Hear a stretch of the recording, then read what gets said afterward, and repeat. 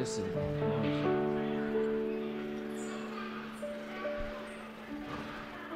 好。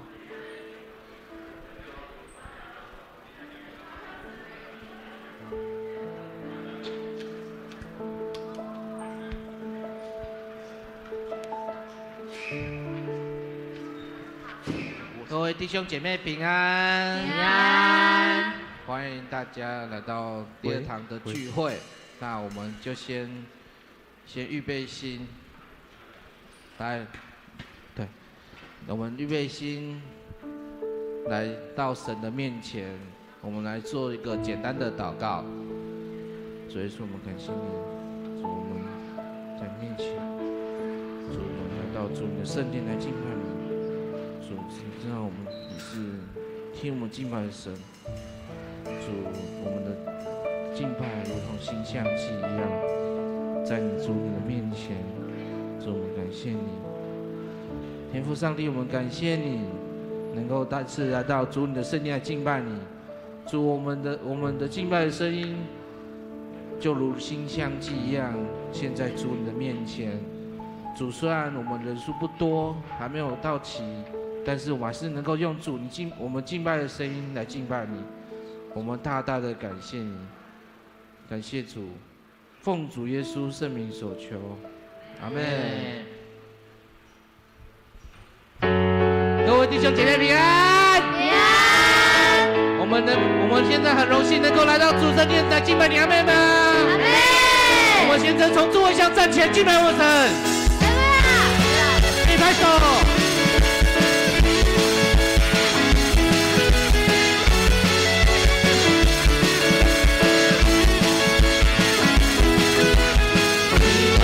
是永无止境，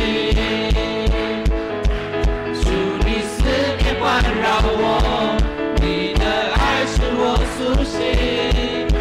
心中喜乐不住满溢，万物都向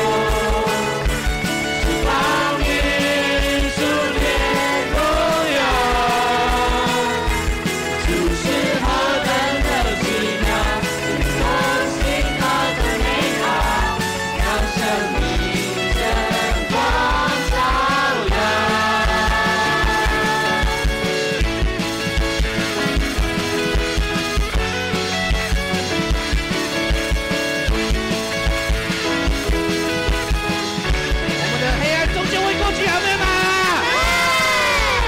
哈利路亚！黑暗终究会过去，黑暗终究会过去，为爱你牺牲自己，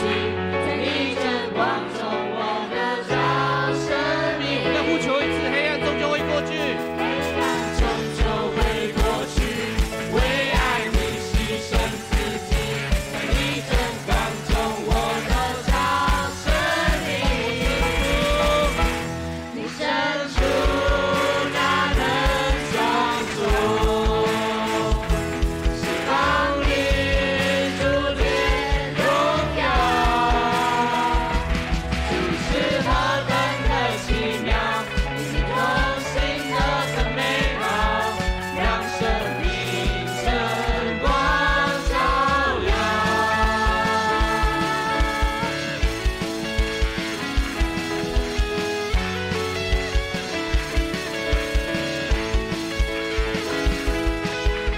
哈利路亚！各位富强家人的平安，求主赐给我们一颗不动摇的信心。阿门。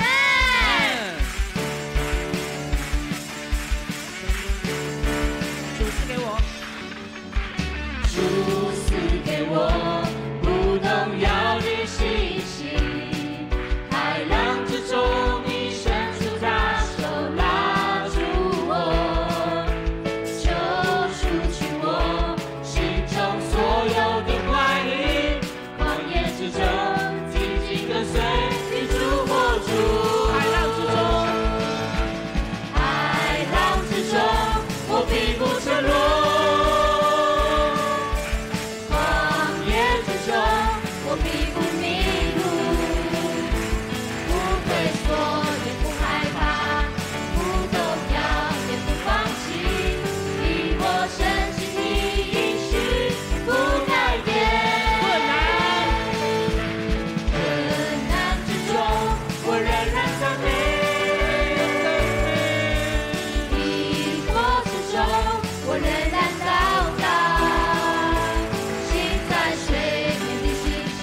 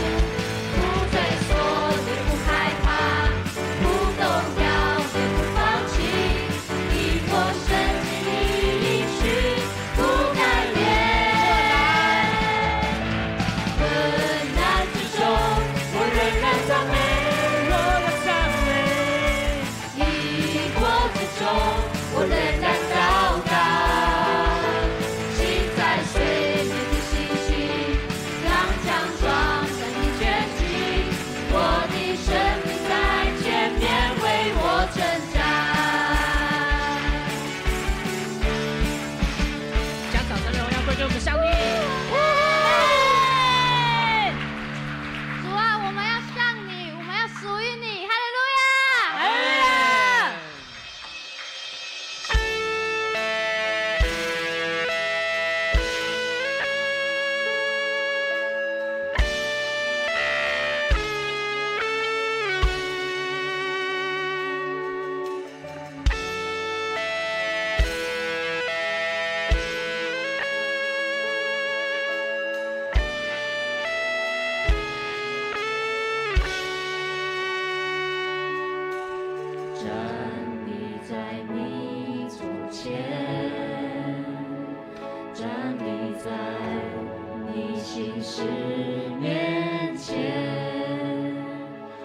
双手领我走出旷野，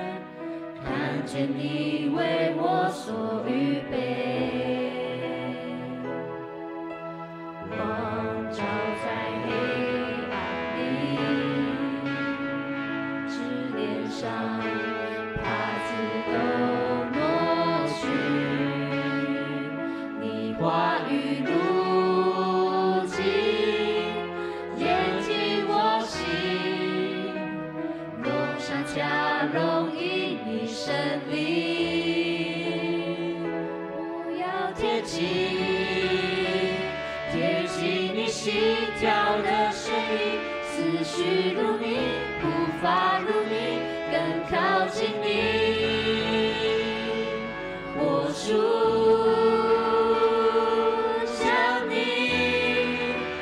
神的生命，我要领受你起初对我的心意，我心渴望荣耀如你，圣洁如你，基督耶稣，我全属于你。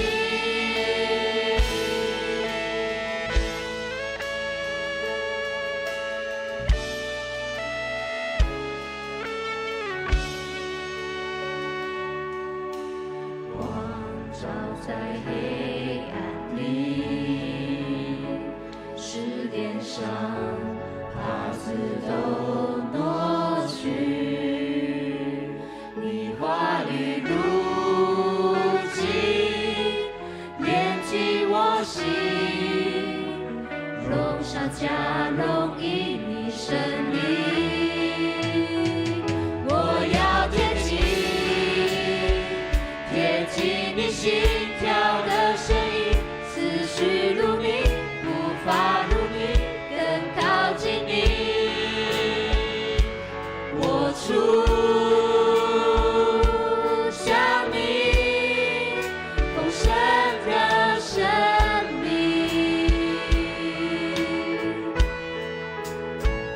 我要领受你起初对我的心意。我心渴望荣耀如你，圣洁如你，基督耶稣，我全属于你。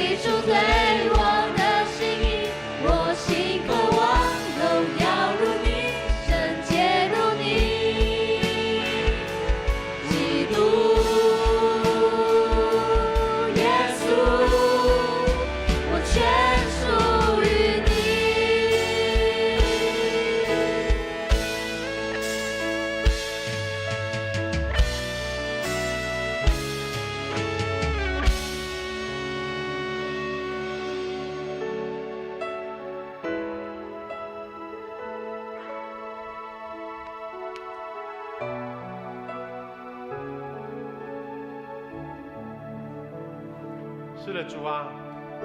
愿我们每一个人亲近你，让你的恩典从我们身上来串流，也让你的恩典在每一个弟兄姐妹身上，因为我们一起聚集，看见神的同在与圣灵的保守。主啊，我们将今天早上的敬拜交托在你手上，愿圣灵亲自浇灌在我们身上，每一个人启发我们的心，明白你的心意，看见神在我们身上美好的旨意，也让我们学习走在你的真道上，看见神为我们所摆在前面美好的人生的旅程。主啊，愿今天的敬拜荣耀都归给你，也借由我们的敬拜团带领我们看见神在我们年轻人身上美好的一个应许跟呼召。愿神的恩典给我们每一个人同在，愿这个礼拜成为敬畏你、崇拜、荣耀一切都归给主的一个敬拜。祷告祈求，奉靠主耶稣基督的圣名，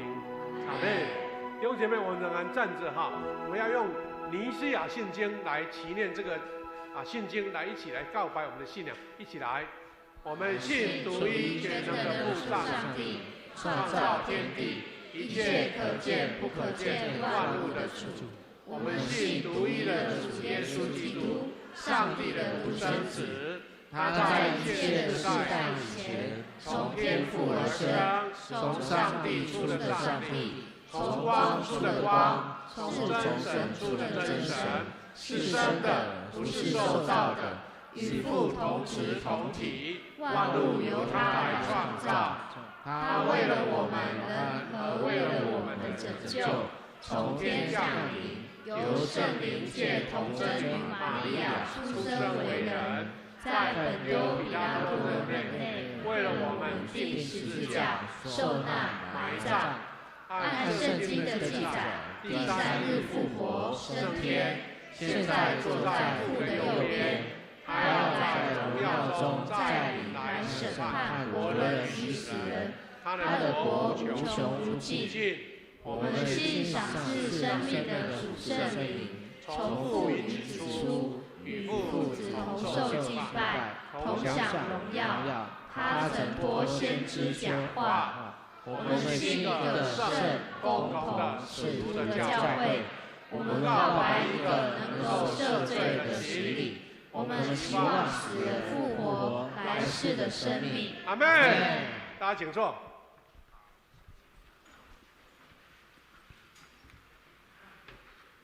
恭受上帝的话。今日的圣经节记载在2处，第一处是记载在约伯记23章11到12节。我们一起来攻读，请。我紧跟着他的步伐，我跟随他的道路，不敢偏差。我时时刻刻遵守他的命令，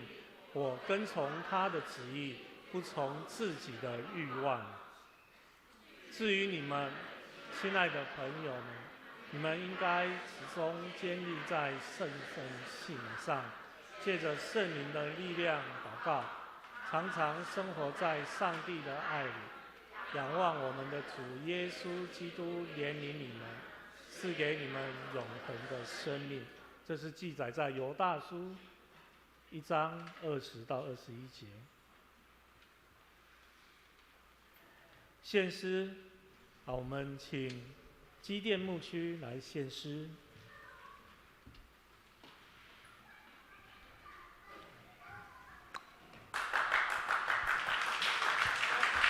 今天要献诗的曲目是《四律绕舌》。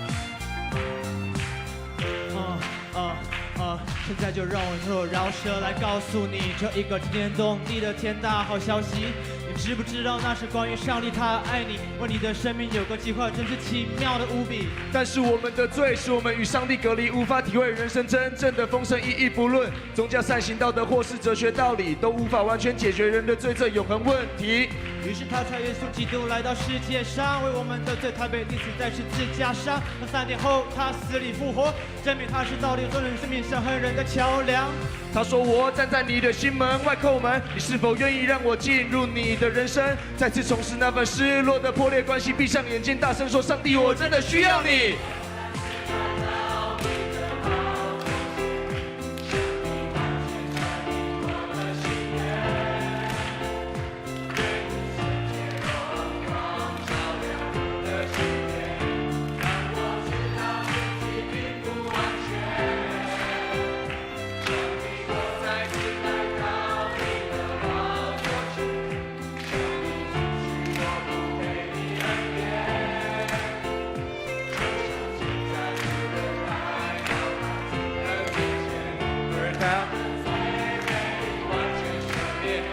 Yo, put your hands up！ 于是他差耶稣基督来到世界上，为我们的罪，他被钉死在那十字架上。但3天后他死里复活，证明他是道路、真理、生命、神和人的桥梁。他说：“我站在你的心门外叩门，你是否愿意让我进入你的人生，再次重拾那份失落的破裂关系？闭上眼睛，大声说：上帝，我真的需要你。”从此我不再看我生命当中的软弱污秽，而是定睛在耶稣基督的奇妙作为。于是我回过头，看见耶稣的手被钉在十字架上，他的宝血为我而流。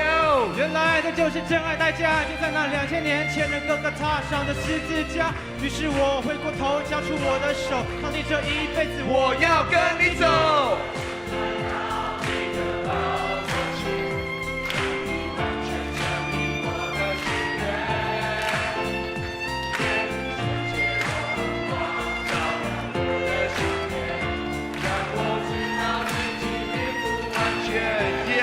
Yeah.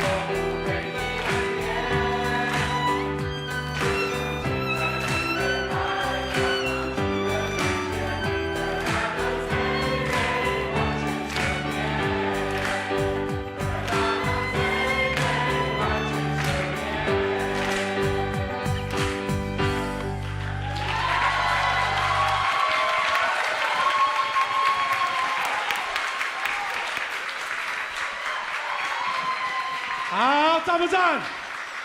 给他一个呼喊一下，哎，好了没有？上个礼拜我们看到那个柔美教会的年轻人哦，蛮疯狂的。我们的基甸也不错，对不对？看到没？给热烈掌声来！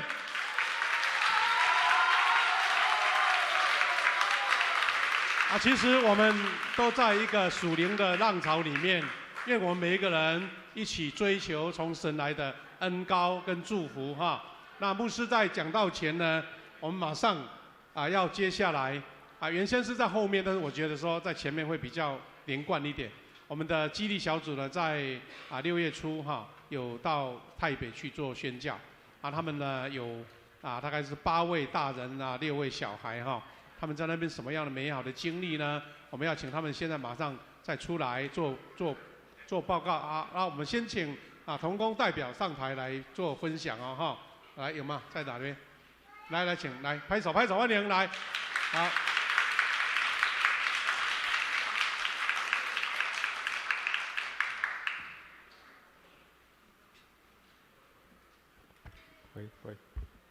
各位弟兄姐妹平安。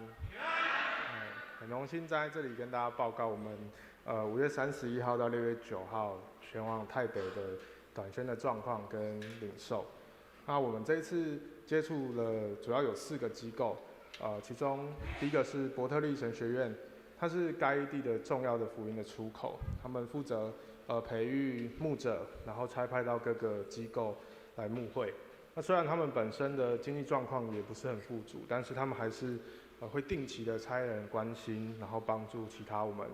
这一次接触的另外3个机构。本次我们短宣队的住宿跟交通也是由神学院的教师之一的齐牧师那全程协助我们。那他本身除了在学院授课之外，他还有其他的教会要牧养。我们第一个接触到最前线的那个福音机构是蒙恩之家，那也是目前这3个机构看起来当中比较缺乏的。那目前他们甚至面临了要倒闭的状况。这里主要收容的是孤儿跟乞丐等等，因为战乱或是特殊原因导致没有办法生活的孩童。那听师母转述以前泰缅边境、泰国跟缅甸的边境，他们有座桥，在桥的旁边就有很多这样子的孩童。那早期这些孩子都是牧师到桥边去带回来收容的，但是近期呢，那个泰缅政府开始驱赶这些孩子，所以导致就是有这种状况的孩子，他们可能没有地方可以去，那也找不到，所以他们的后果会怎么样，实在是蛮令人家担心的。那在蒙恩之家之中，他们为这些孩子提供食宿还有教育，那并且用基督的信仰来带领培育这些孩子。他们主任牧师是熊牧师，那他本身有一些身体的病痛，但是他甚至忍着这些病痛，他不敢就医，因为他想要将更多的资源用在这些孩子身上。那比较令人感动的是，这些孩子牧者跟孩子他们在这样的缺乏的当中，他们还是充满盼望。我们实际跟这些孩子接触，更可以感受到他们对生活的热忱，然后可以看出他们在他们的眼神中放出的这些光芒是那样的真实。第二个是机构是靶山教会，这里主要收容的是青少女，他们有些是中辍或者是来自单亲家庭，他们家人可能没有无暇照顾。那在这里他们一起生活，然后透过固定的作息、圣经的教导，让他们不至于在行为或是观念上有所偏差。这里的牧者海军传道曾经是一个吸毒者，他透过基督教的戒毒所成功戒毒之后，回应神的呼召。那就读神学院的期间，他认识了师母，也从而开始现在的事工。可能是因为地缘的关系，海军传道说，我们是第一队到访的短宣队。这个不是什么恭维的话，我听到的背后的含义是，他们走在这样一条艰辛的道路上，他们经历了好几次的搬迁，然后为了照顾这些孩子，他们除了在牧会的时间，他们甚至还要透过开设补习班等等方式来赚取收入，才可以支撑他们的事工。那我想，上帝的恩典是大的。透过这一次短宣队的到访，虽然我们待的时间很短，能做的也很有限，但是我们代表的是远在台湾的富强教会，也有一群关心他们的弟兄姐妹。这样的爱，我想使人感动，也请大家持续为靶山教会代祷。你要下去吗？要去找妈妈。最后一个机构是主爱之家。那牧师本身是刘家村教会的主任牧师，他除了有主爱之家，要收容缅甸逃亡到泰国的孩子。还有在深山里面的美梦和中文学校，他们提供偏乡没有办法接受教育的这些儿童学习机会。那他也设立了信望爱戒毒所，透过信仰帮助受毒瘾缠身的弟兄姐妹，这些都是属于刘牧师牧养的机构。那他本身来台湾读过神学院，所以认识的人也较多，因此能触及的范围也相对的较广，他负担当然也就比较大。但是刘牧师本身是很有意向的牧者，虽然当下他们的境况也不容易，但是他对未来充满信心，已经开始着眼筹划更大的事工。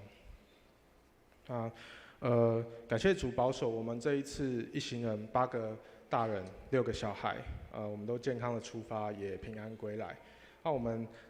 带着差派的时候，教会有提供给我们的2万元，我们用在这一次服事上，赠送给当地的减法工具，还有预备给各个机构的这些药品。那剩下的我们全数奉献给当地的神学院。那虽然这10天的时间不算太长，但是从行前的准备，特别是我们带着年幼的孩子一起，可以想见这个挑战不小。那感谢区长在确定成行之后，召集了行前会，然后在3月的时候，我们也报名了参加了联合差传举办的儿童宣教事工的培训。那我们也有请今年2月刚参加过宣教大会的心灵姐妹来到我们小组分享。那以及我们在整个过程当中有多次的跟区长还有恒清哥讨论这些服事。那针对服事的练习，我们有护理、有减法，还有乐器跟泰文的诗歌，乃至于我们查询国际的流行的疫情，然后自费施打这些疫苗，然后预备常备的用药，还有预防病媒蚊的这些措施等等。那虽然这10天的服事当中，我们常常计划赶不上变化，很容易因为环境、场地或是人员的因素，无法按照我们原先预排的方式进行。但是感谢神的带领，临时的应变计划总是会应运而生，上帝的安排总是更美好。过程当中虽然经历了不同的挑战，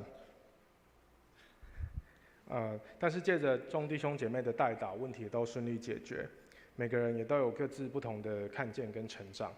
更感谢牧师、长职以及区长的协助，不论是在行前的准备、提醒，或者是过程中与弟兄姐妹一同的带导跟守望，这些都是成为我们远在异地的时候的力量。当我们站立在台北土地上的时候，不仅仅是我们个人，而是上帝的恩典，透过富强教会的每位弟兄姐妹的守望，与我们一同站立。才使我们能够经历，也亲眼看见神在这块土地上的奇妙作为。期待有更多的弟兄姐妹加入，透过自己力所能及的方式，参与在神奇妙的恩典当中，将一切荣耀归给神。以下我们有一段影片，是我们这10天的过程的精华片段，请同工协助。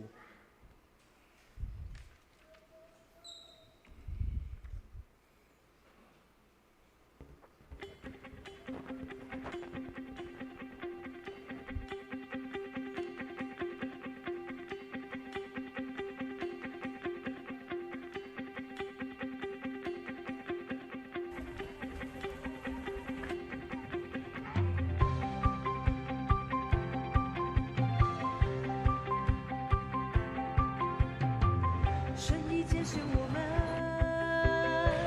神已预备我们，带着神的爱，宣告盼望在这时代，领受这大使命，侧耳谦卑聆听，跟随他脚步，将福音传到世界地极。就是这个时刻，带着主爱走遍世界各地。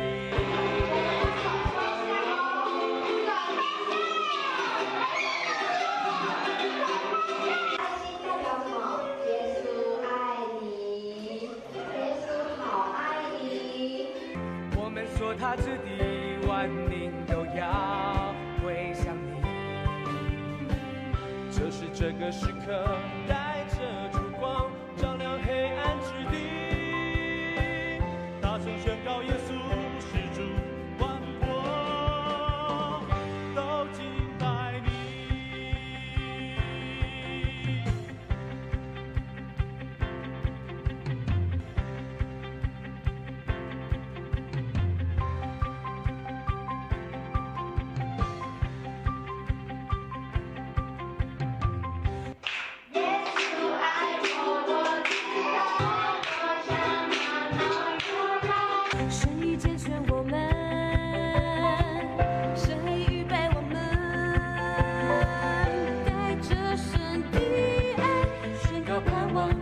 时代，领受这大使命，侧耳谦卑聆听，跟随他脚步，将福音传到世界地极。就是这个时刻，带着主爱，走遍世界各地。我们所踏之地，万民都要归向你。就是这个时刻，带着烛光，照亮黑暗之地。大声宣告耶稣是主，万国都敬拜你。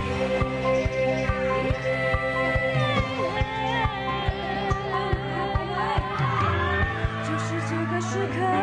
在指引。Now is the time，就是这个时刻，勇敢前去，我们要勇敢前去。就是这个时刻，不再迟疑，不再迟疑，就是这个时刻，勇敢前去，以生命见证耶稣他活着。就是这个时刻，带着主爱，走遍世界各地。我们所踏之地，万民都要归向你。就是这个时刻，带着烛光，照亮黑暗之地。大声宣告耶稣是主，万国都敬拜你。就是这个时刻，带着主爱，走遍世界各地。我们所踏之地，万民都要归向你。我们归向你。就是这个时刻，带着烛光，照亮黑暗之地。大声宣告耶稣是主，万国都敬拜你。就是这个时刻。勇敢走出去，就是这个时刻。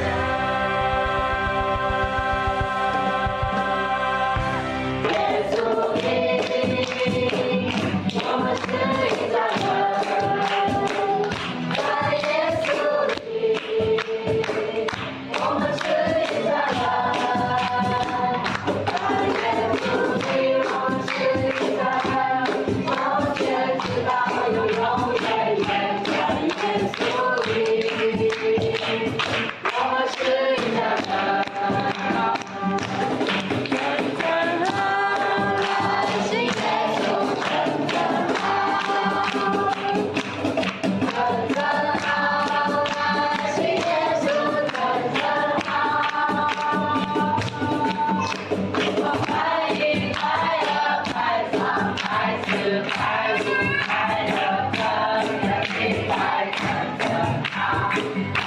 信耶稣真正好。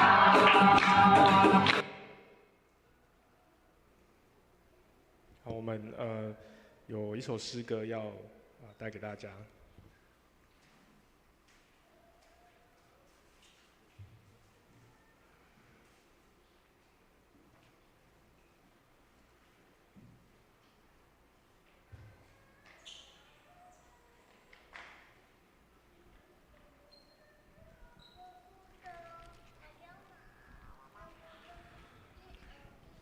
对，应有。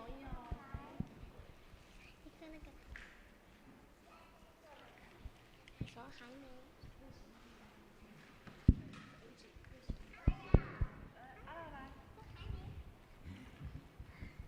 还没。还没。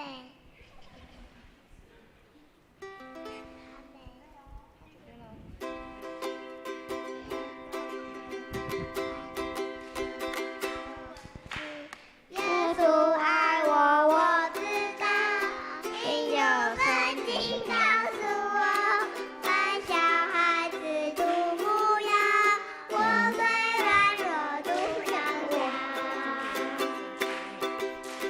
都要。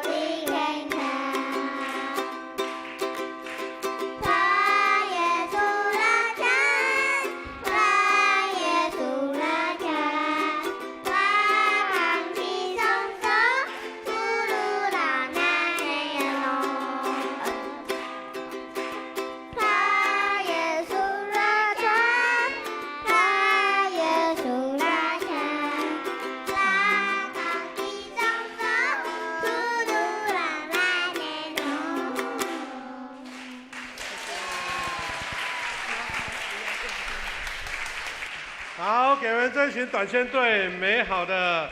祝福跟掌声哈，感谢主。谢谢我们基甸牧区哈，用这种非常活泼的一个热情的诗歌rap 的诗歌带领我们来敬拜神，也谢谢我们的短宣队他们到泰国那边的一个服事哈。那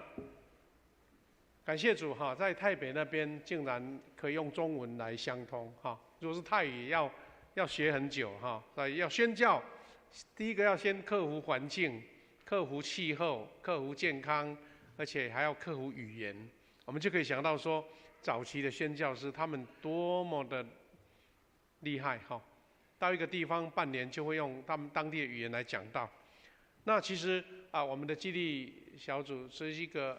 开始了哈。其实我们教会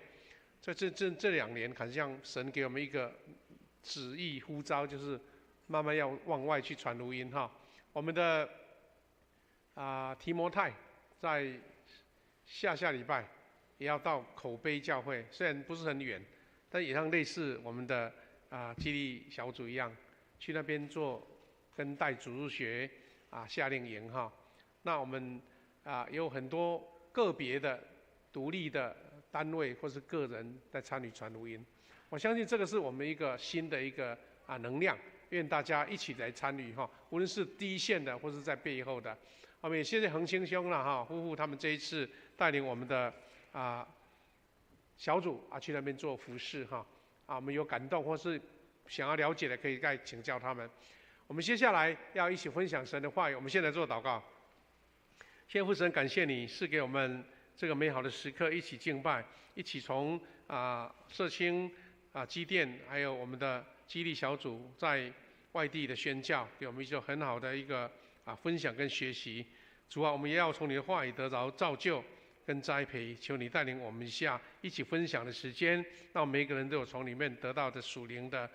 光景跟照亮我们每一个人。我们这样祷告祈求，奉耶稣基督的圣名祈求，阿们。弟兄姐妹，我们今天的主题是在至圣真道得造就。这段话就是从我们刚刚所读的这个犹大书里面出来的哈。那我们等一下可以再做一些复习了哈。那我们都知道最近我们这2-3个月哈，教会有推动很多不同的这个学习的事工哈。我们教会一直在鼓励大家每日读经，我们有门徒学校，还有查经研经的课程。刚刚我们在做礼拜的第1堂，我们就有英文查经班，我们有我们的华语查经班，还有周间的查经班。那我们看看这些照片，有一些回忆了哈。这个是周间查经班，我们大概30多个哈，参加在早上跟下午跟晚上的哈，是由我们瑞平牧师所主持的。那这个是在第三楼的副堂这个查经的情形哈。那我们还有在2个礼拜前，我们教会举行的这个门徒学校的这个结业典礼有好20-30个从第1期跟第2期来这个结业哈他们都有美好的一个学习跟回应，而且还有很多位我们的学员呢，他们还写了他们的见证哈，有的是全程参加的哈，就19周都没有缺席的哈这一张是所有参加写自己的见证跟分享的心得的队员哈，其中有一位是我们已经退休的李教授也参加在里面哈，而且这个参加的成绩很好哈，都几乎没有缺席。那这个是我们教会在上半年所推动的重要的事工，有查经事工，我们有这个门徒学校。我们上个礼拜也举行了年度培灵会透过柔美教会年轻人来我们带动我们的一个服事的热情哈，也从神的话语里面得到造就哈。这是我们上礼拜举办的情形是2个教会的长子一起拍照哈，那是一个结束后一个大合照。那我们可以从这些过程当中，牧师要展示的是说，我们教会在迎接50禧年哈，不只是为了在外面那些热闹的节目，而是我们能够回到最基本的圣经真道的研习。我们无论是查经班，我们无论是这个门徒训练，或是培灵会，它的目的只是促进我们在真道上的学习，但是回归到最后是每一个弟兄姐妹、每一个门徒都要有自己的读经的、研经的、学习圣经的一个真道的过程，没有人能够替代。好像这个节目很热闹，但是我不在其中；或这个节目内容很精彩，但是我没有领受。所以我们今天从这个主题一起来学习，特别我们看到了约伯。我们今天读的第一段经文是约伯记啊。那这段经文是记载约伯在苦难当中啊，他的3个好朋友好像是这个山友约伯山友一直在旁边跟他对话，跟他鼓励很多的话语，也有质疑，也有挑战，特别是信仰上面。那约伯记23章11到12节是约伯回答这3位朋友对他的挑战。其中一个就是在22章的时候，有一位他的朋友叫做提曼人的以利法，在质问的时候，他亲自来说出他不偏离，虽然在苦难当中，但是不偏离他的信仰的一个见证。他怎么说呢？第一个，他说：“我紧跟着他的步伐，我跟随他的道路，不敢偏差。”好，这个不是一个平常顺利的人讲的话，感觉很自然自在的。他是在苦难当中，他是在受逼迫的当中，他是在遇到人生最大的困境的时候，他这样说。第二段话他说：“我时时刻刻遵守他的命令，我跟从他的旨意，不从自己的欲望。”跟随道路，我们人生一生的过程当中，我们会把它当成人生的道路讲。那约伯所见证的，就像我们在读圣经我们说圣经是上帝的真道，确实这个信仰的话语、圣经的话语成为一个真道，但是真道也包括我们的人生的道理、人生的道路所以不只是知识上的读经，而是从我的生命去走出这个生命的见证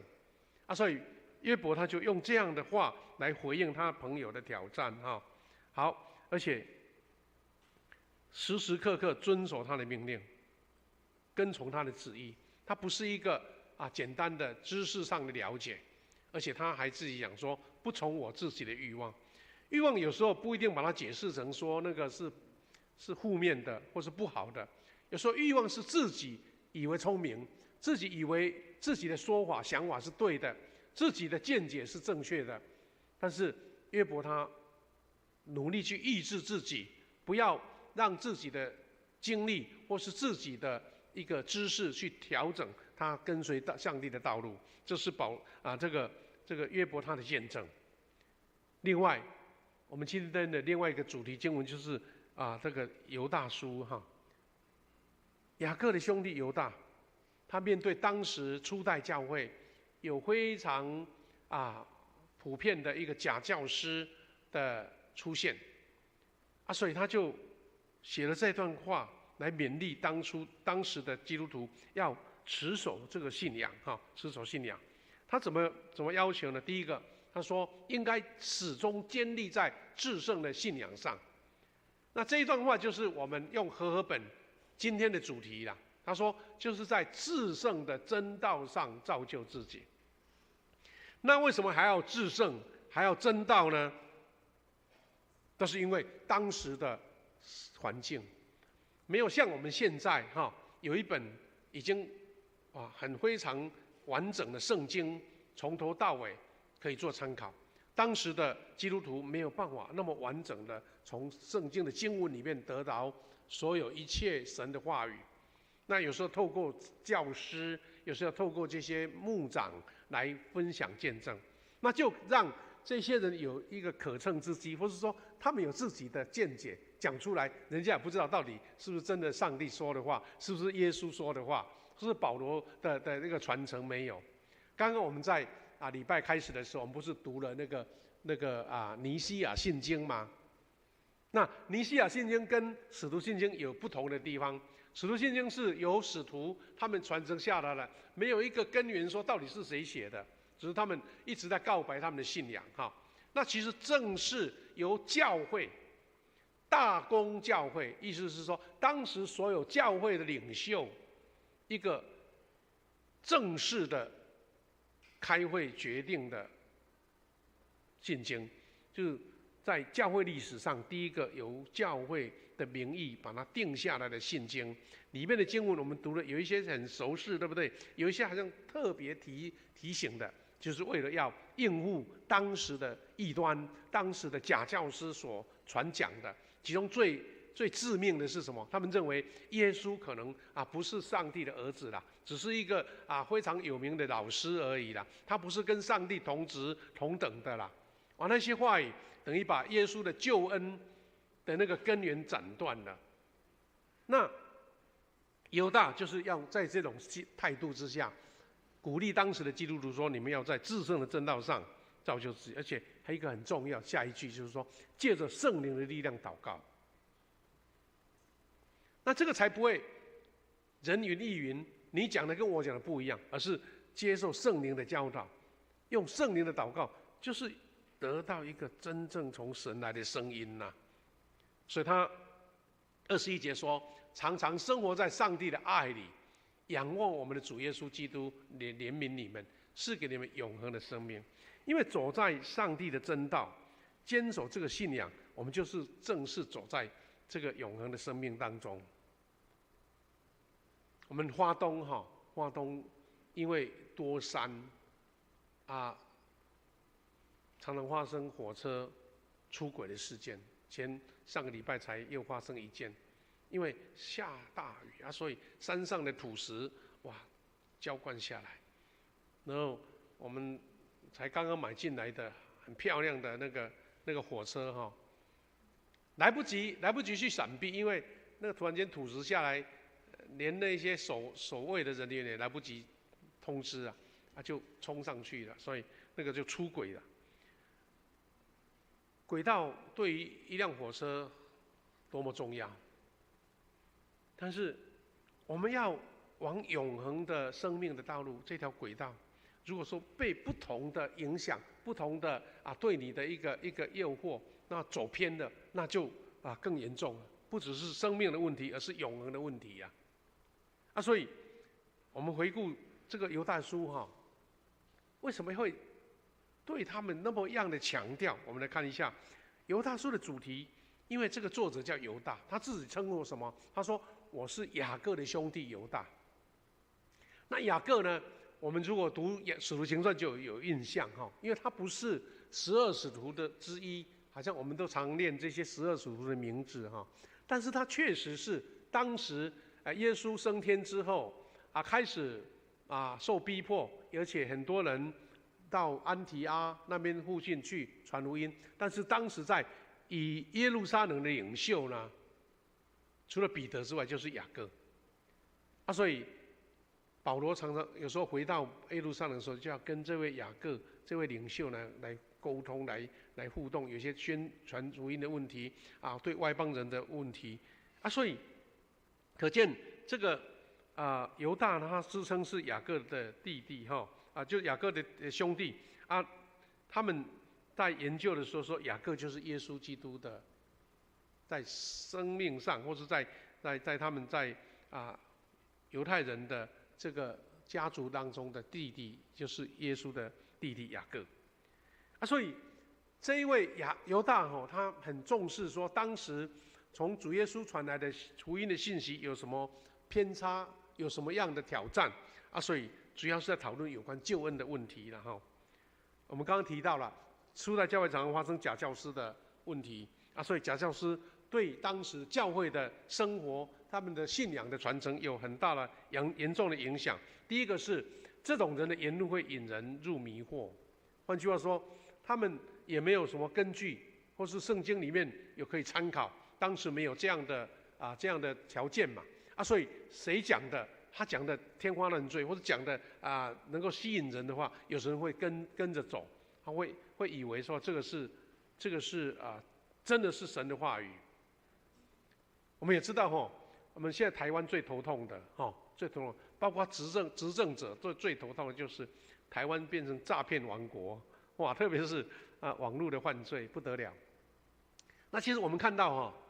这样的这个犯罪，到底是那些犯罪者那么厉害，有办法引导你？但其实我们知道说，可能至少2个原因，我们会被落入那个陷阱。第一个是贪心呢。当人有贪心的时候，人家讲的话，你就觉得这很棒啊，跟着走。第二个是恐惧，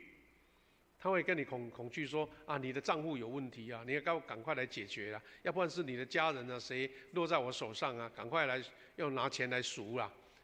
那这些除了话术以外，给你一些不同的情境在要求你。但是当时的假教师呢，他们就用自己的可能他的那个所谓的口条很好，或是他的言辞非常的闪动，很多人就跟着走了所以犹大才会很急迫的要对他们做一点很大的一种提醒第二种是这种人迷惑人跟随他们的生活方式，会造成信仰的这个生活的沦丧。特别当时有一个非常通行的一个教导，就是灵跟体是分开的，是2元的。所以有些人就传扬这种，哎呀，你只要信了就得救了。但是我们的生命是灵魂的得救，我的肉体不重要，所以可以放纵自己，可以用自己的这个欲望来满足自己，但是我的灵魂不受影响。那这样的教导让当时的基督徒没有一个圣洁的生活，而且只是知识上认为我是得救了，但是我的生命、我的生活、我的整个都沦落在一个罪的当中所以这样的挑战那当时的作者是说，甚至败坏到连基本道德生活也没办法持守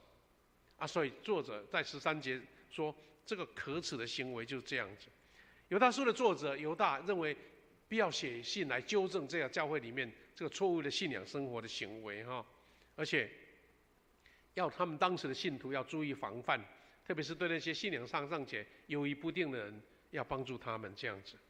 弟兄姐妹，我们可以从这2段经文里面再做到一个小小的一个小结论，就是说，我们教会在推动各样的圣经的研读，我们一定要去落实在生命当中，在生活当中，在福音的现场，你才能看见这个福音所带来的力量。圣经真道是要让你走出这个生命的道路来，而不是纯粹知识上的传承。所以我们上半年推动各样的研习、各样的造就、各样的学习，那我们下半年呢，就是要我们实践圣经给我们的教导。所以我们这一期的周报已经开始在报道说，我们下半年呢开始推动幸福小组那我想推动这么多年呢，可能大家应该能理解说，幸福小组不是一个节目或是一个教会跟随流行，而是我们要用这个方式来实践我们从圣经里面得到的教导。尤其我们最近常常领受到这样的教导学习，是说你的信仰要实践在你的一个福音的现场。这个福音的现场最能够测验你到底圣经给你的教导跟信息有没有真正达到一个目的跟力量所以我们在这一期的周报也报告说，我们准备来参与教会公报。去年是举行那个箴言的抄写，那今年呢，他们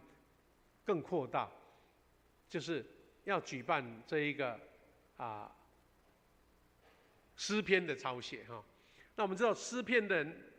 那个容量呢，大概是箴言的3倍所以他们就做印制的3本抄写的。那我们去年很多弟兄姐妹很踊跃很快就完成了而且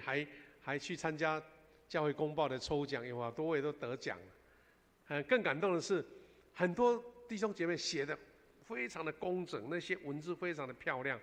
他们还跟我们要好几本去做展览了。展览说你们教会的写的很漂亮，那我们做展览可以吗？其中还有是很长辈70、80岁的都把它写来了。那我们这次他是想说，用1天写1篇的一个速度要预定要到11月28号来完成了。那我们教会觉得这个对我们教会的弟兄姐妹很有帮助，所以我们也配合这个活动。那我们在楼下有放了第一就是那个范本让你看如果你有感动，可以下去签名说我要1组因为它1本就要200块，所以3本等于600块。不过我们如果12组，就是有参加报名12组，他们就会用8折所以你等于是要先500多块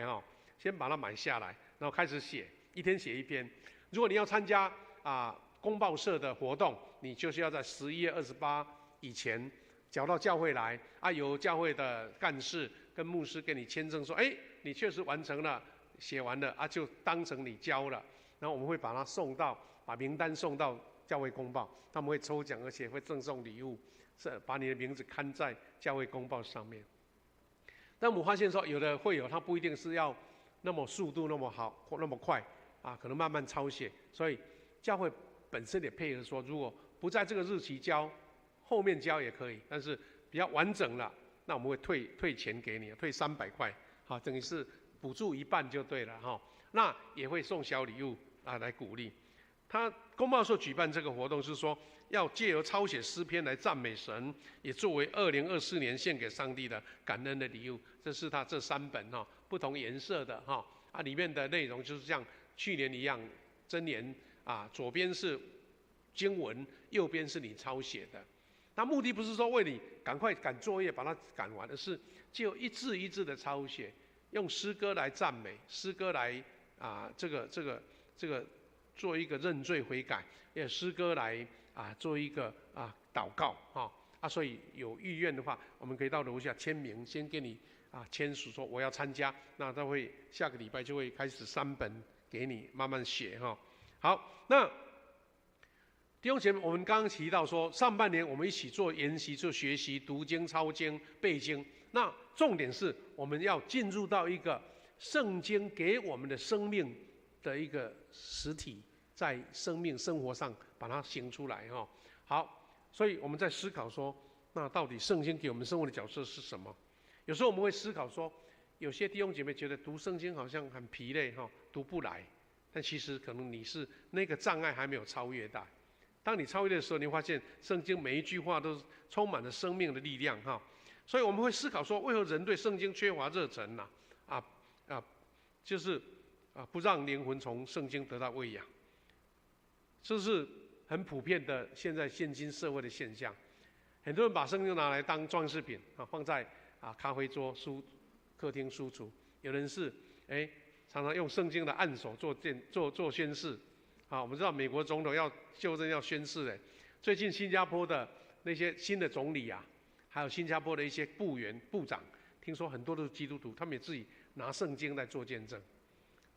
好，这个是很好的装饰或是一个宣誓。那有人把它放在床头柜，有人把它在盖建筑的时候把那一本圣经放在地基，说这是建立这个地基，或是把它当成伟大的作品来读，这些都是正面没错啦，但是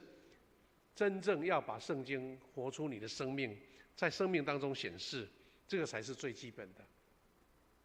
圣经所也展现出来的一个权威跟它的力量已经存在了，但是一定要进到我们的生命当中，那才会连结起来。所以保罗他就在提摩太后书4章3到4节提醒他说：“因为时候要到，人必厌烦纯正的真理，耳朵发痒，并随从自己的情欲，增添好些师傅，并且掩耳不听真道，偏向荒谬的语言。”哇，现在这个资讯等于是爆炸了特别 AI 一来哇，我们所有资讯根本就吸收不了。那保罗提醒我们说，我们会有不爱慕上帝话的原因有3个。第一个是胃口惯坏了，以为世界很多新奇的事物、新奇的知识，我都吸收不完。圣经是老古董了，不把它当成一回事。第二个是，圣经无法满足我们自己，可能觉得还有其他东西可以满足。第三个，就像保罗所说的，耳朵发痒，不再接受教导。耳朵发痒是一个俗语，或是一个描述啦，就好像我们长辈、父母亲教导小孩，小孩有听没有进叫耳朵发痒。他感觉没有听进去的意思，我们台湾就比较习惯说，从右边听出来，左边跑出去了，这个也是发扬的一种。弟兄姐妹，我期待我们富强教会标榜什么样不重要，但是每一个弟兄姐妹把圣经当成生命当中最重要的一个环节，圣经就像运动一样。唯有学习圣经并教导圣经，才能面对别人提出的难题。有时候我们很多知识上的一个面对，很多挑战用知识去面对，但是你有没有从生命上去看见圣经的智慧，让你能面对社会的挑战？不只是面对这个社会被人提出的难题的挑战，而且我们要影响这个世界，不是靠人的知识，而是靠圣经、上帝的话语。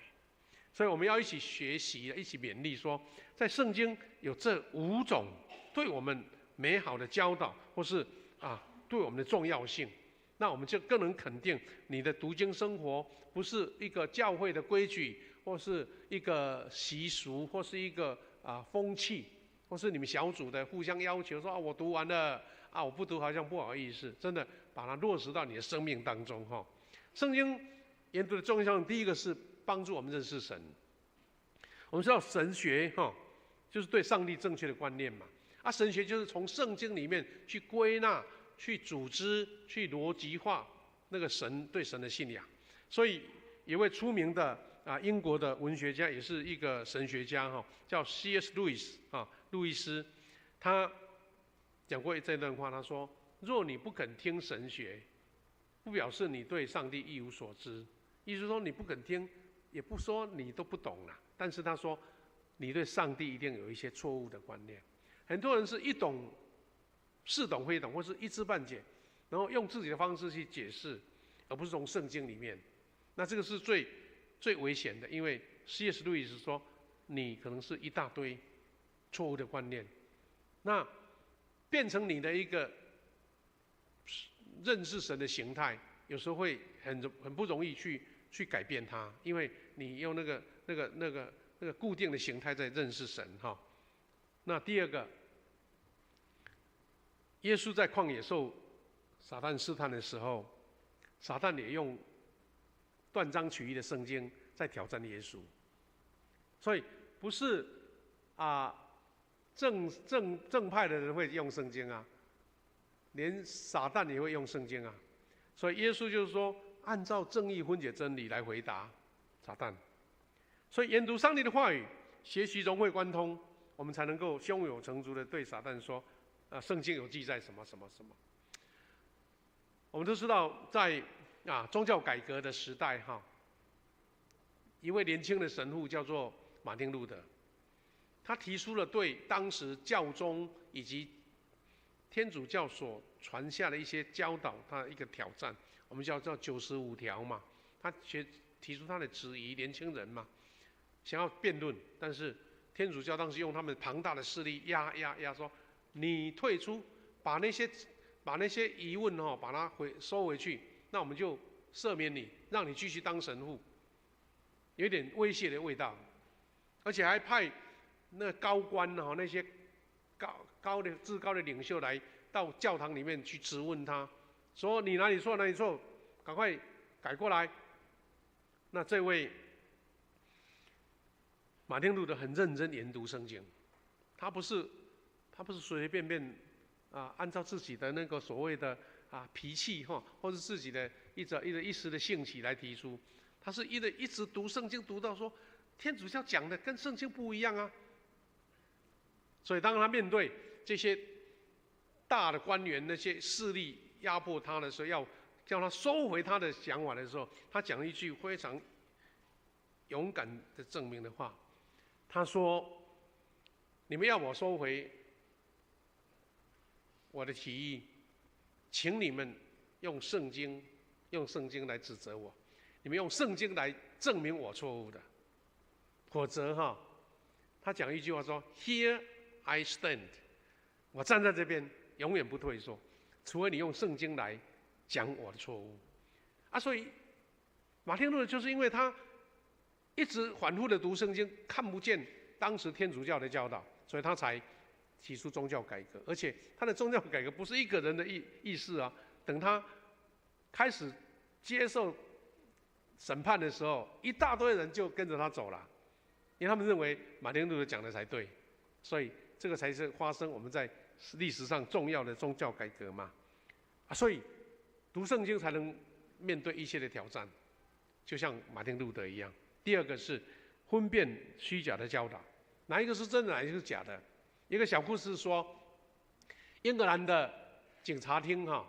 他们有一个防伪部门的警官，他们专门在查验到底这个钞票是真的还是假的。那个当时还没有像现在那个仪器那么发达有人去访问说，你们在这个防伪这个钞票，你到底用什么办法？你是不是常常去检查那个伪钞到底这个质量是怎么样？他们说没有，我们不检查伪钞，我们只查验真钞。换句话说，我常常去了解这个真钞的材质、它的印刷、它的一个图案。我当久的时候，我对真钞已经是完完全全的熟透了。我一摸那个假钞，我一看那个假钞，马上感觉这个不对。我们读圣经也一样，我们用其他方式来批判这个对不对，你只要有圣经的真理，你就会面对一切的挑战，特别是那些虚伪的教导我们看到一个印证，就是《使徒行传》17章11节，比利亚人聆听使徒保罗的教导，讲完之后，他们就说甘心领受这道，而且天天考察圣经。这段经文记载在17章的10节到11节，我们看到这些人怎么样。他说，一天晚上，信徒们立刻送保罗和西拉往比利亚，就是一个地方嘛他们到了那里，就进犹太人的会堂来教导，来，好像是这一个老师来了，要讲给所有比利亚人听呢。圣经记载说，这里的人比帖撒罗尼迦人开明，他们热心倾听信息，每天查考圣经，要知道保罗所说的是不是真的。一位已经很出名的，或是一位大的宣教师来讲道，他们都很认真查考圣经，要明白说到底保罗所讲的是不是正确的，而不是人云亦云，好像迷信大牌一讲我就跟了。所以等于这个比利亚人他们一个见证，一个让我们很好的学习的见证。第三个，我们都知道圣经是我们灵魂的食粮了。约伯就是这样的见证。我们刚读的11到12节，他怎么说？他说：“我紧跟着他的步伐，我跟随他的道路，不敢偏差。我时时刻刻遵守他的命令，我跟从他的旨意，不从自己的欲望。”约伯所以能够走过或是撑过那个人生最大的危机跟挑战，不是他有比人家有坚强的意志，或是他多聪明或是他有很多人帮助他，而是因为他一直沉着的掌握住圣经的教导，走在上帝的道路上面。我们台湾人有一个很传统的习惯叫吃什么补什么尤其我们台湾那个夜市哇，你如果每一天吃一摊，大概吃了1年都还吃不完。台湾的夜市太丰富了，连黄仁勋都受不了它的诱惑但是台湾人有一种观念是说，吃什么吃脑补脑就反正为一种外形的形态来觉得自己补什么东西。当然这个营养学家医生不一定这样认定，但是我们如果从信仰上属灵上方面，我们如果要得到真正的补你的心灵，就是要靠圣经，因为从圣经才能得到真正的养分，而不是随便乱吃吃这个吃那个，花钱还事小伤了身体就更糟糕了。所以我们刚刚听到主耶稣他的门徒哈，我们要成为他的门徒，就是学习耶稣的态度啊。他在面对魔鬼的撒旦的挑战的时候，他就勇敢的宣告说：人活着不是单靠食物，而是靠上帝口里所出的一切话。当你有这样的认知跟决定的时候，你人生遇到什么样的挑战，你都能够安然的度过，因为圣经成为你最坚强的后盾跟盾牌。弟兄姐妹，第4个是我们从圣经可以明白上帝的旨意，特别是我们每一个人都有人生的挑战哈，对不对？我们上个礼拜听到这个讯息是说，我们人生可能有一些蝗虫在你身上，一些挑战跟灾难。那我们碰到困境或难以抉择的时候，你不是请教专家，或是看自己的经验或是知识，你要学习会问圣经有什么样教导的原则。当圣经给你一个方向的时候，你的知识、你的一些力量帮助你就走在一个正确的方向。不然的话，你方向错误，帮助你是越帮越忙呢，帮倒忙，或者说你努力了一切，到最后没有好的结果。所以圣经给你的智慧是一个原则，什么方向往前走，那神给你的智慧就是圣经神的旨意。所以我们要认识基督的心、上帝的旨意，你就是要研读圣经，你要从圣经里面得到真正的学习跟帮助。所以弟兄姐妹，最后一点是，圣经是上帝对我们说的话，圣经是对我们说话，上帝对我们说话。你说我要领受神的启示，你有一个属灵的一个能力去敏锐看见神跟你说什么话，有时候你都会判断说，到底这个是真的话还是魔鬼的话，你都没有办法确定。但请记得，圣经才是你最重要、最根本的根据哈。所以马丁路德，刚刚我们讲的这个改教的英雄哈，他说圣经是活的，他对我说话，他有脚追赶着我，他有手按在我身上。他用身体的描述在表示说，圣经是活的，是跟你生命连接的关系啊。这位马丁路德，那成为宗教改革的领袖，而且影响了整个欧洲的那个历史的发展，包括我们现在的就基督宗教我们的改革中都是从马丁路德所开始的。弟兄姐妹，我们一起领受这样的祝福。圣经不只是印在书上的字句的，它是活的字句，圣灵透过它对你说话。圣经是我们个人跟上帝之间重要的对话，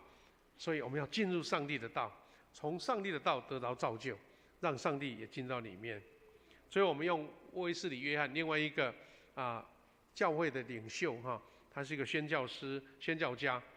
约翰威斯理他讲给我们这一句话来做结束。他说：“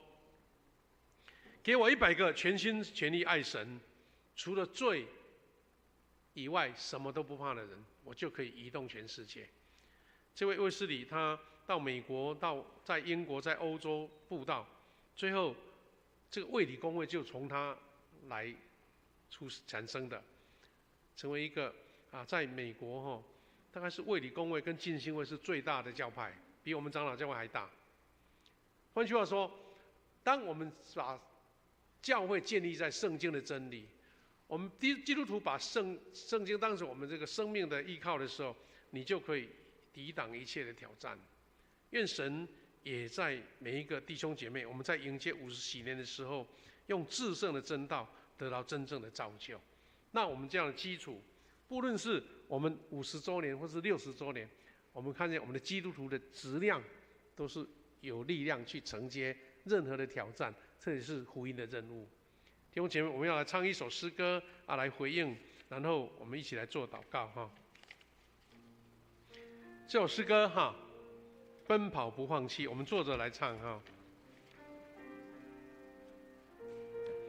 如果有同工有麦克风也可以拿来跟着带我们唱，一起来。每个惶恐暴雨里，你同在哪里？每个暗处的谷里，你恩典在哪里？每个伤心失望里，你爱的看到底，在你爱的光中，他的能力。我全我全心全意见你，荣耀高举你的名，我跟随不怀疑，我爱你，用尽我全心全意全力，在这爱的路程里，我奔跑不放弃。再次我爱你，来。我爱你，用尽我全心全意全力，荣耀高举你的名，我跟随不怀疑。我爱你，用尽我全心全意全力，在这爱的路程里，我奔跑不放弃。我们一起来做祷告。谢天父上帝，感谢你，感谢你在上半年，我们弟兄姐妹经历了很多美好的学习跟操练，无论是查经班、抄写圣经、每天读经，我们参加了门徒学校。主啊，我们求你亲自来应许保守每一位参与的弟兄姐妹，让我们在真道上受装备，为了要迎接福音的挑战。神啊，我们在下半年度要推动幸福小组以及福音茶会以及各样的短宣事工，求你亲自装备我们，让我们在第一现场来见证、来验证圣经的真理，让我们从那边得着力量，得着印证，也得着神给我们新的应许跟祝福。愿主保守每一位弟兄姐妹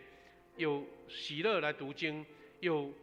神给我们的光照来读圣经，也明白圣经在我们生命当中何等的重要。我们要受装备，要被得造就。我们这样感恩祈求，奉靠主耶稣基督的圣名，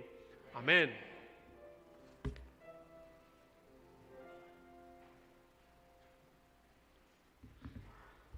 这是我们一起来奉献，我们用奉献来回应上帝的恩典。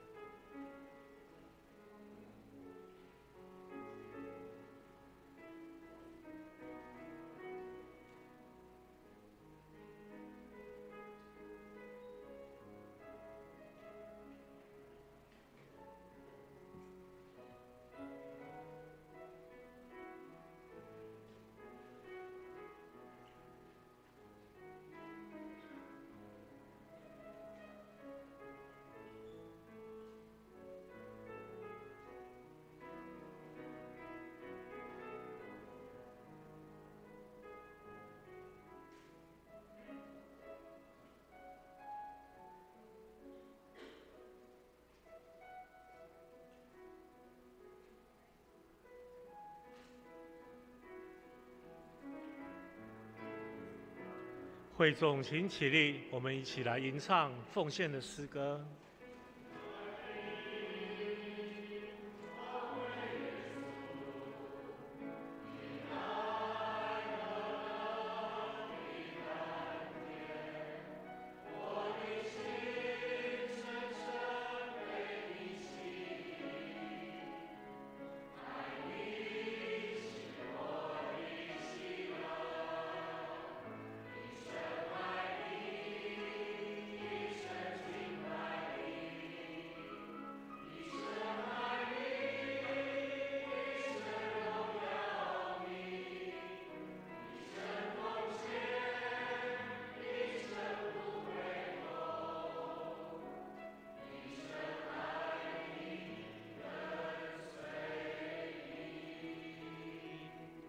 会众请坐。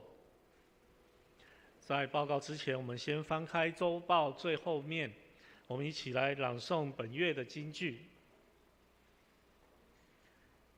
一起来，上帝啊，求你为我造清洁的心，使我里面重新有正直的灵。诗篇51篇10节，再来一次。上帝啊，求你为我造清洁的心，使我里面重新有正直的灵。诗篇51篇10节。我们请翻开周报第2页。下周的服事同工，请我们来注意，下周的司礼是胡泽豪执事。我们请看第4页肢体交通。本会定于8月11号社教48周年举行圣礼典，请要受洗的会友在7月21日前来完成报名。第二点，第94届中会的秋季会议定于7月4号来召开。第3点，本会定于9月8号起推动第7期的幸福小组。我们请大家一同来关心这个讯息。以下有一些实行日期细节，请我们大家一同来关心。第4点，主日学定于7月18到21举行夏令营。主题为我是 EQ 小主人请大家一同来关注这个事工。我们来看第6点，本会定于7月17日举办心灵关怀的专题讲座，我们邀请环球圣经公会的张雅慧博士来专讲，我们请预备心来参与。第8点的丧礼关怀消息，本会旅居澳洲的王瑞龙医师于6月23日在澳洲博斯蒙主恩召安息主怀，请恳求大家为遗嘱来代祷，恳求主亲自赐下安慰的灵在所有遗嘱当中。我们来看第9点其他的消息。我们来看第3点，本会有新装设触控导览的电子看板，在1楼接待大厅的位置，我们会有透过影音透过影音接收教会事工的讯息。那其他互动的影音的功能，我们仍在陆续建制中。我们来看肢体交通的牧区与团契消息，有松年团契与主日学的消息，我们一同来关心。我们来看奉献的征信，我们注意来看，如果有出入，我们请来向会计人员来提出更正。以上，我们请牧师来做补充报告。好，弟兄姐妹，我来做一个介绍哈。我们有2位新朋友来我们当中哈。第一位是卢琼芝姐妹，卢琼芝在楼上吗？在这边欢迎你，欢迎你哈。我们信慧姐带领来哈，欢迎你啊。送一个小礼物来欢迎你。第2位是叫瑞玛，瑞玛在哪边？瑞玛欢迎你，欢迎你哈，瑞玛姐妹好，她是住在仁和路而已啦哈，欢迎你来参加哈，感谢主。时间不多，牧师做一个简单的补充就可以哈。第一个就是我们在周报已经有报道，就是我们预定哈要在9月开始推动第7期的幸福小组。那我们知道7期等于是应该是至少有6、7年了啦哈。虽然在好像有1年是好像是疫情哈，我们就没有推动，但是我们还是透过所谓的那个福音茶会啦、福音餐会，有很多人每一年都有这样的受洗哈。我们期待今年呢，每一个小组开始大家有一个决志受激励，要组幸福小组。而且我们从最近几位牧者来给我们教导他说不一定每次都小组长自己当幸福组长我们邀请有活力有信心的我们的同工来当组长，小组长在旁边帮他添柴火就可以了，大家把他鼓励就好。而且我们人数不要说一定要多大才可以当幸福小组，只要5、6个同工就够了。幸福小组的就是 best， 也不要说好像比赛人多了，不一定。有几位来，我们可以跟他非常好的属灵的沟通。等于是有一点类似分散式的服事，比如说你一组变成2组，就可以接触好多人啊，时间就加倍啦，所以这个是我们一个方向啦哈，如果说你这个组蛮大的，要组成2组也不错，但是一定是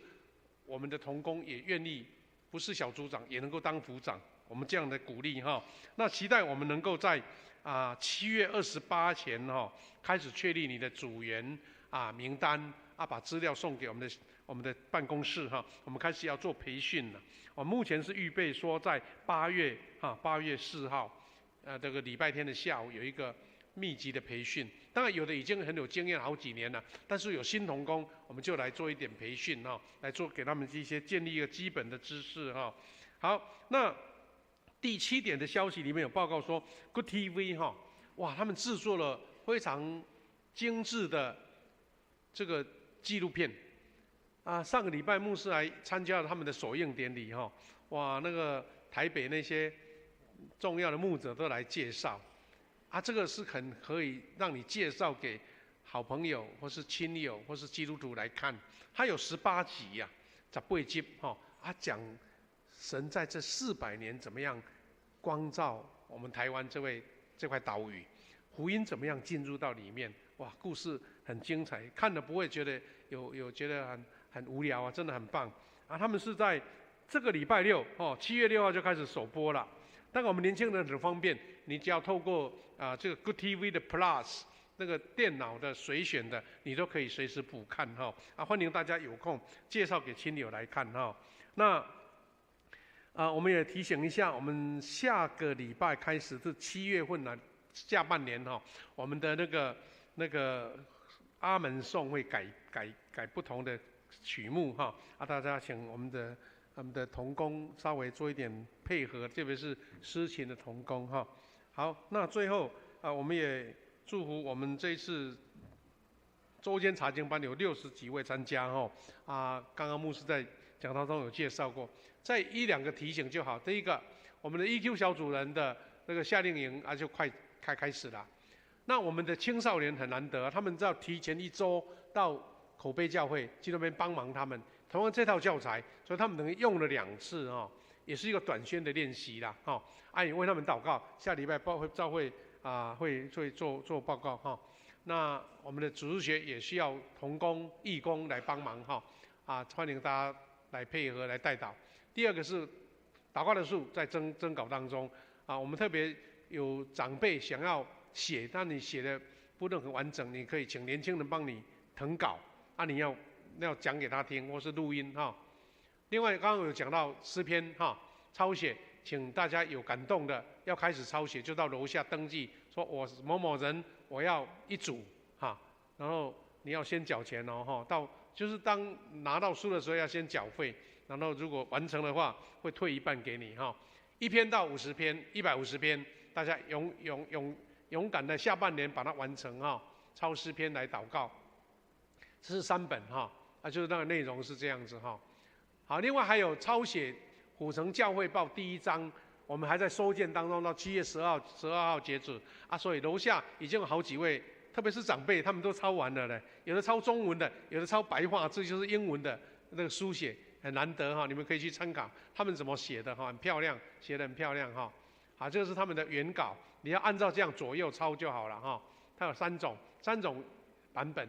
这是白话字的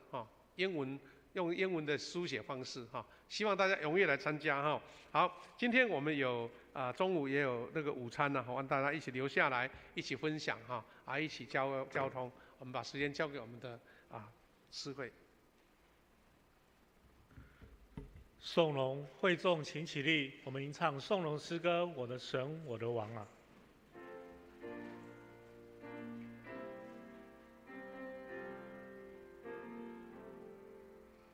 我的神，我的王我要尊崇你的名，我要永远称颂你，我要天天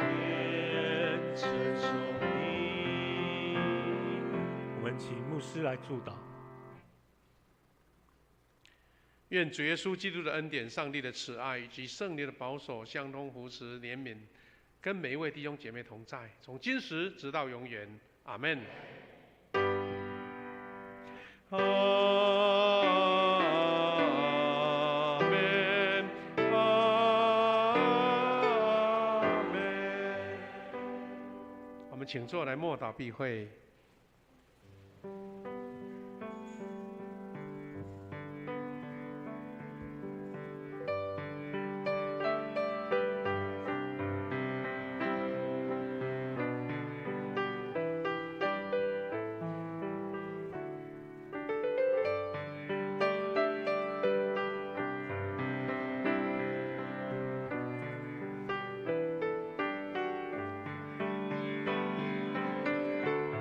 今天第二堂的礼拜到此结束，弟兄姐妹请互相请安问好。